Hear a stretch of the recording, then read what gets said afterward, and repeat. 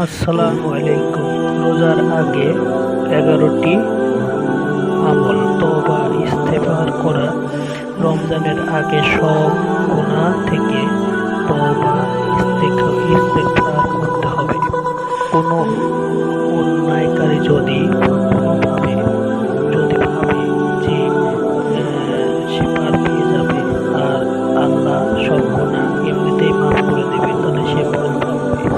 এভাবে বিষয়টি এমন নয়, বরং আগে থেকেই তওবা ইস্তেগফার করে রমজানের যাবতীয় কল্যাণ লাভের